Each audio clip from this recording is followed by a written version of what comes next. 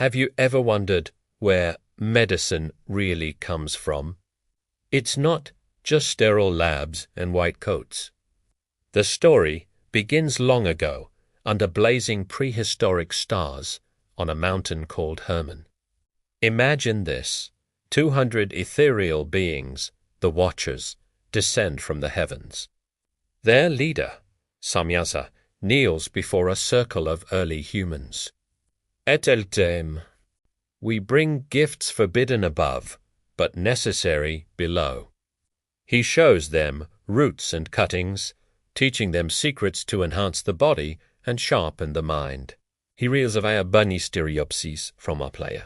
Cooked together, he says, they open a door to the spirit world. He also warns them, a red-capped mushroom, Amanita, can calm seizures if prepared correctly, but eaten raw, it can be dangerous. He teaches them precision, how to graft, how to root cuttings, how to use ginseng for strength and guarana for mental clarity.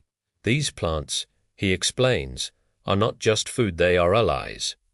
Another watcher, Kazde, teaches healing. He shows them how to diagnose illness by feeling the pulse, looking at the eyes and tongue.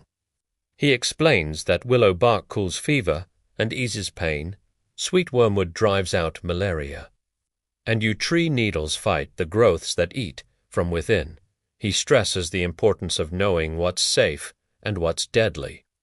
Hemlock paralyzes, but a tiny measure of foxglove can strengthen a weak heart. The Watcher's message was clear. The earth holds a cure for every ill if you just listen. And then, as quickly as they appeared, they vanished. This sacred knowledge wasn't lost. It spread across millennia.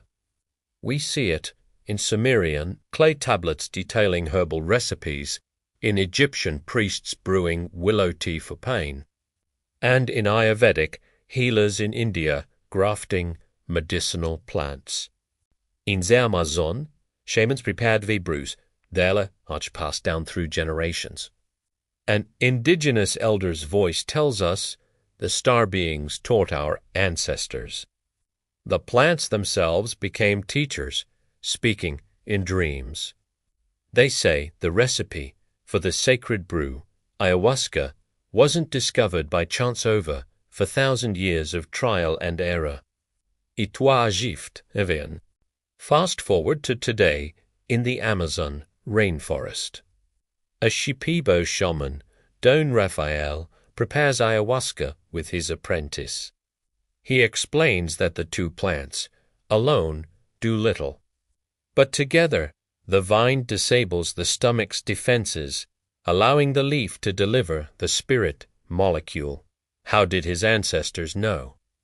The plants showed them. He says his people never left these lands. They kept the songs, the diets, the sacred knowledge unbroken, and here's where it gets really fascinating. What the world forgot, it's now stealing back and calling it discovery. Think about aspirin. That's salicylic acid, the exact compound from the willow bark Kazde taught the ancients to use for pain. The Madagascar periwinkle, used by traditional healers, gave us vinblastine, a cure for childhood leukemia. The Pacific yew tree's needles, used for growths, became Taxol, a powerful cancer drug. Artemisinin, our best weapon against malaria, comes directly from sweet wormwood, morphine, and codeine. Unchanged from the opium poppy.